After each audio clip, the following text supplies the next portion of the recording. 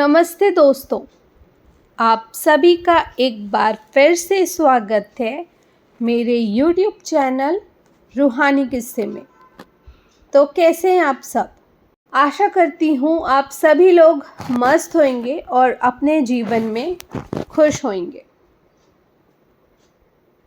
तो चलिए मैं आज एक और कहानी आप लोगों के सामने लेकर आ गई हूँ, जो कि कहानी बहुत इंटरेस्टिंग होने वाली है और ये सत्य घटना पर ही आधारित है। मगर कहानी शुरू करने के पहले मैं आप सभी से कहना चाहती हूँ कि अगर अब तक आपने मेरे चैनल को सब्सक्राइब नहीं किया है तो कृपया मेरे चैनल को सब्सक्राइब करें। सब्सक्राइब करने के लिए मेरे चैनल के नाम के नीचे जो सब्सक्राइब बटन है उसे क्लिक करें और साथ ही बेल नोटिफिकेशन भी ऑन कर दें, ताकि मेरे चैनल पर कोई भी वीडियो पोस्ट होने पर आपको सबसे पहले नोटिफिकेशन मिल जाए। तो चलिए कहानी शुरू करते हैं। आज की कहानी है ना, वो होने वाली है बहुत ही ज़्यादा क्रीपी। इस कहानी का नाम है माई रोटी दे दे, जो कि एक सच्ची घटना पर आधारित है।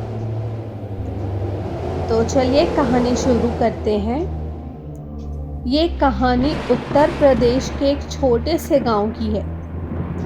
गांव का नाम था सुल्तानपुर और यह घटना लगभग 15 साल पुरानी है। गांव की बसावट ऐसी थी कि हर तरफ खेत थे और बीच में कुछ ही घर बसे थे।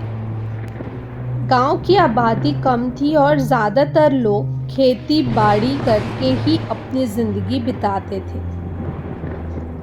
गांव के बाहर एक पुराना पीपल का पेड़ था, जिसे लोग अंधेरा होने के बाद जाने से कतराते थे। बुजुर्ग लोग कहते थे कि उस पेड़ के पास आत्माओं का डेरा है, लेकिन ये सब बातें नई पीढ़ी के लोग नहीं मानते थे। पर एक घटना ने सबका नज़रिया बदल दिया। ये कहानी शुरू होती है सावन के महीने से। गांव में बारिश का मौसम था और किसान खेतों में काम कर रहे थे। एक रात करीब 10 बजे गांव की सबसे बुजुर्ग महिला माई सुखिया देवी अपने घर के आंगन में बैठी थी। उनकी उम्र लगभग 80 साल की थी और वह अपने घर में अकेली रहती थी।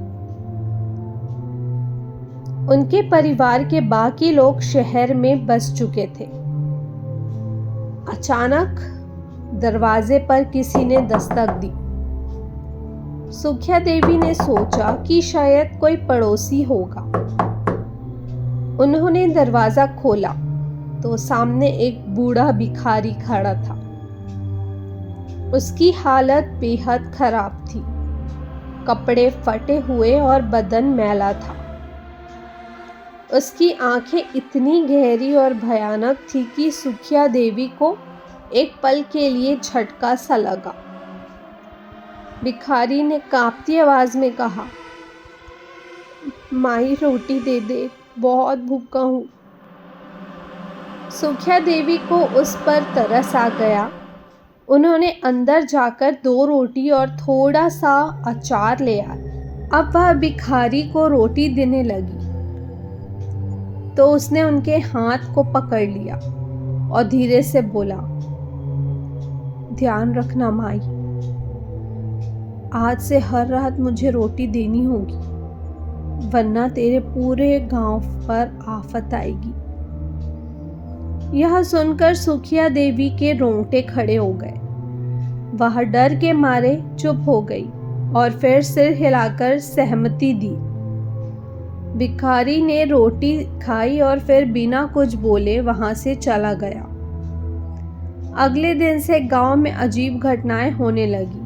कभी किसी के घर से पानी अपने आप गिरने लगता, तो कभी रात में लोगों के दरवाजों पर खून के धब्बे पाए जाते।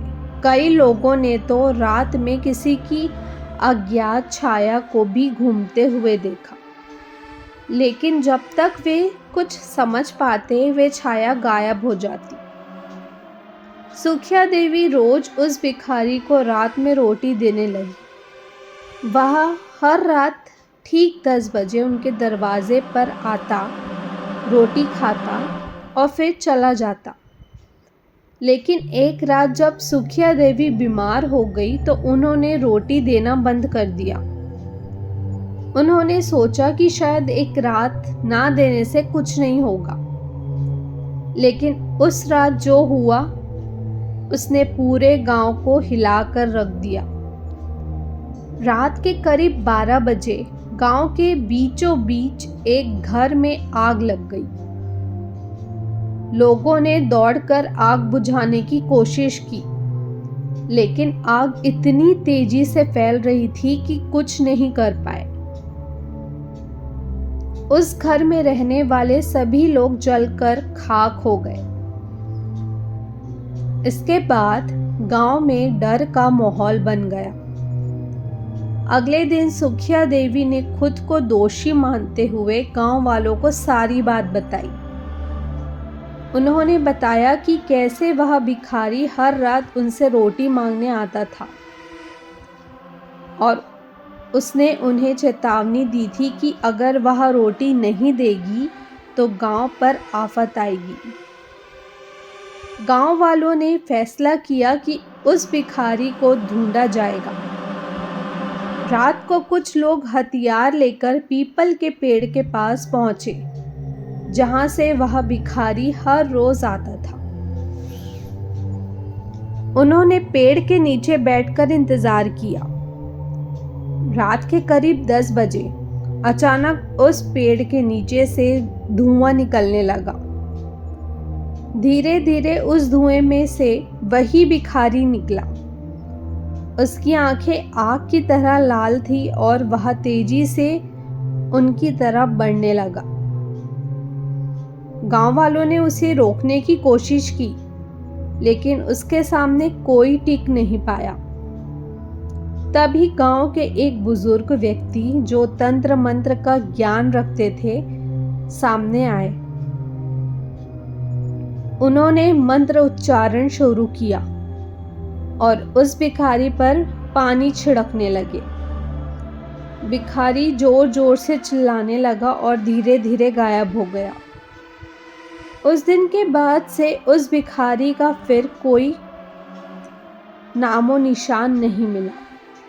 हालांकि गांव वालों ने उस घटना को भुला दिया, लेकिन पीपल के पेड़ के पास से अब भी लोग रात को गुजरने से कतराते हैं। कहते हैं अगर कोई रात में वहां से गुजरता है तो उसे अब भी किसी की आवाज़ सुनाई देती है, माई रोटी दे दे। ये कहानी अब उस गांव की लोक कथा बन गई है, लेकिन जिसने भी वह रात देखी थी वह इसे सच्चाई से कम नहीं मानता। तो दोस्तों, कैसी लगी आज की कहानी कमेंट बॉक्स पे ज़रूर बताइए। और अगर ये स्टोरी थोड़ी सी भी अच्छी लगी हो तो इस स्टोरी को एक लाइक और मेरे चैनल को सब्सक्राइब करना ना भूलें। मैं आप सभी लोगों से रोज़ रिक्वेस्ट करती हूँ कि मुझे कमेंट करिए और बताइए कि आप आने वाली अगली कहानी किस पर सुनना चाहेंगे, मगर आप में से किसी का कोई कमेंट नहीं आता। तो प्लीज़ मुझे कमेंट करें और सजेस्ट करें कि आप कैसी और कौन सी कहानी सुनना चाहेंगे। मैं आप लोगों के एंटरटेनमेंट के लिए वो कहानी ज़रूर लेकर आऊँगी। तो कल फिर से मिलती हूँ एक और किस्से के साथ। तब तक के लिए bye bye, take care and thank you for watching.